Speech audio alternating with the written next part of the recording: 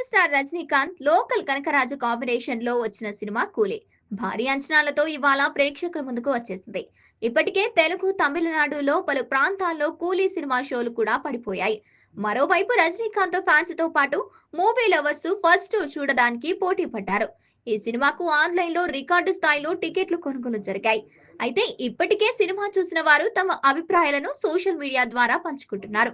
కూలీ cinema title card నుంచి దర్శకుడు లోకేష్ కనకరాజు రజనీకాంత్ పై తనకున్న అభిమానాన్ని చూపించడాన్ని ఫ్యాన్స్ అభిప్రాయం వ్యక్తం చేస్తున్నారు. రజనీకాంత్ తన 50 ఏళ్ల సినీ కెరీర్ ని తెలిపేలా చాలా ప్రత్యేకంగా చూపించడాన్ని మరికొందరు అంటున్నారు. అంతేకాదు, ఈ సినిమాలో నటించిన నటీనటులందరూ తమ తమ పాత్రలను అందరినీ అలరించాలని చెబుతున్నారు. అలాగే ఈ సినిమాలో మౌనిక సాంగ్ ప్రేక్షకులను కన్నుల విందుగా ఉందట. ఇంకా ఇందులో యాక్షన్ సీన్స్ చాలా బాగున్నాయని అభిప్రాయాలు వ్యక్తం చేస్తున్నారు అభిమానులు. అందులోనూ విలన్ గా కింగ్ నాగార్జున చేయడం ఇదే మొదటిసారి.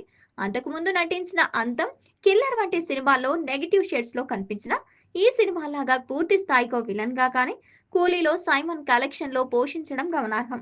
ఈ సినిమాలో పూర్తి స్థాయి విలన్ పాత్రలో అందరినీ ఆకట్టించారు.